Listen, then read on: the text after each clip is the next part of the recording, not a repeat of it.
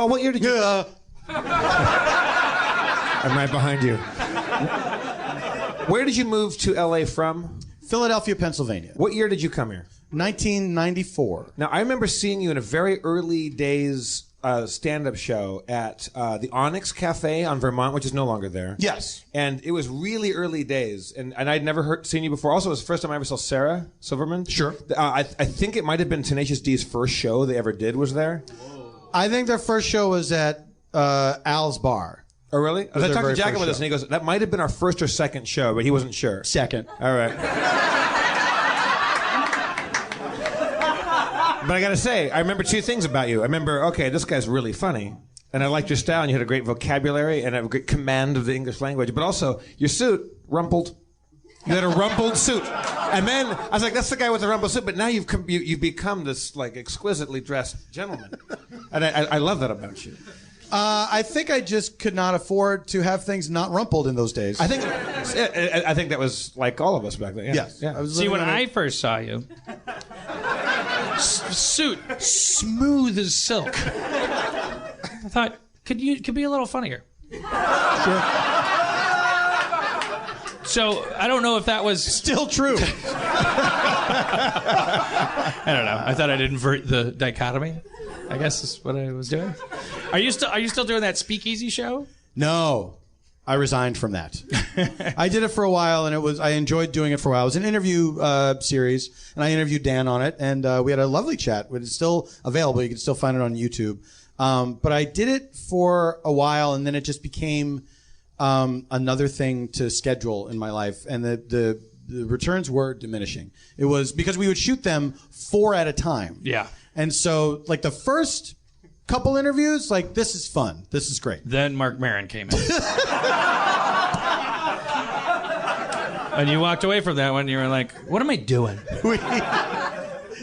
I did it so long after Mark Maron, believe it or not. But I just conjured that name for, like, maximum self-destructiveness. But it was fun for a while. But then I had other things going on, and it was like, it just stopped being fun. Yeah. It stopped being fun. You will find when you come and do this show for history, for the history flux, that I am approaching that event horizon burnout. Oh, good. I may be a husk of a man when you are. How many have you shot so far? I don't. I've lost count, which is good. Like something like 9, nine or 10. They've all been great. Who's that over there? Hey, how's it going? I see you. Oh yeah. Spencer, have you been here this whole time? Yeah, I didn't have anything to chime in until just right there. About 9, you know. That's what I got. Spencer, are you enjoying being an actor on the show? You having a good time? It's weird. I mean, the hard part about acting, as best I could tell, is memorizing and reciting lines, and we kind of do it all improv-y style. So it's just like whatever you think of to say, just say it, and you know it's a lot easier when you're not trying to hit lines. Yeah.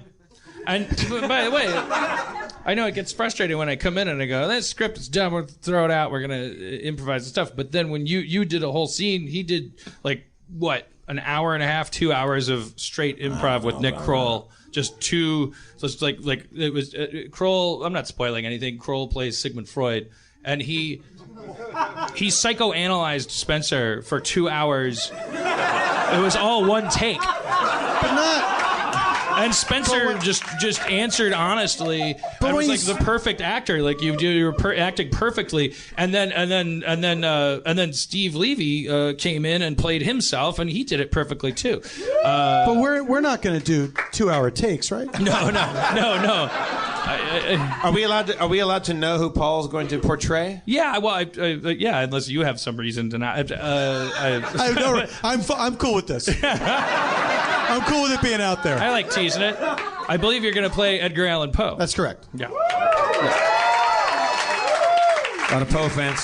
Who has figured into my life in a weird way, because the place where my wife grew up on Sullivan's Island, South Carolina, there's a lot of Poe stuff there because he spent, as Edgar Allan Poe seemingly did, all over the fucking place. He spent a good amount of his life there, and his story, The Gold Bug, is inspired by Gold Bug Island.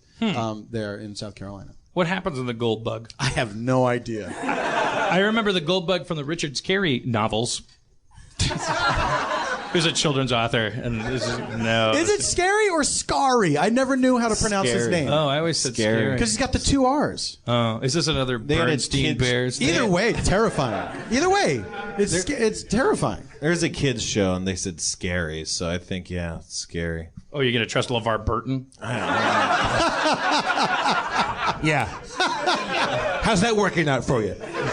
He said he was gonna LeVar come to my Burton. wedding. Remember? He doesn't know how to pronounce anything. That's probably why I got divorced, LeVar. And he'll fire back, no, that's why I didn't come, because I knew you weren't going to stay married. It's going to go back and forth. It's going to be a whole thing. Me and LeVar Burton.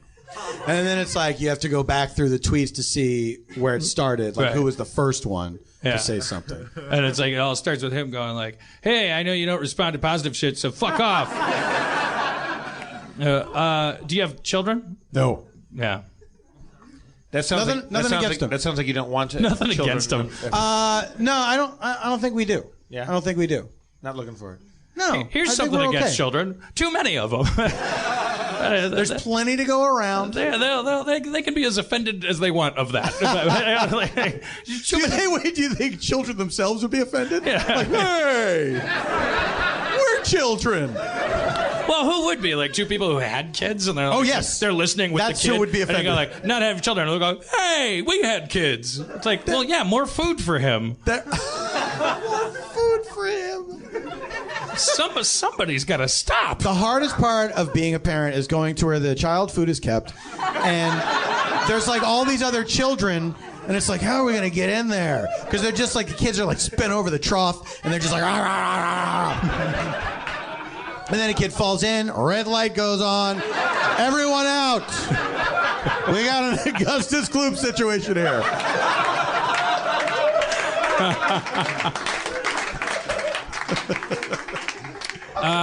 Do you want to be a dad?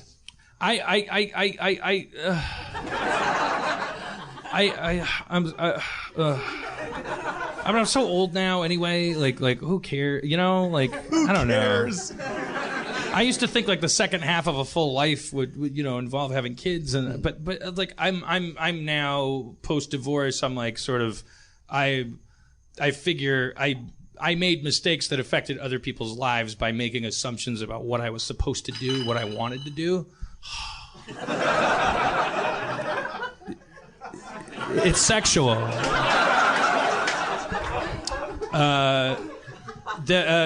So I'm just sort of in this clean slate kind of mode where I'm fetishizing uncertainty. Mm-hmm. My therapist told me, "Don't be certain about anything." Dan Harmon.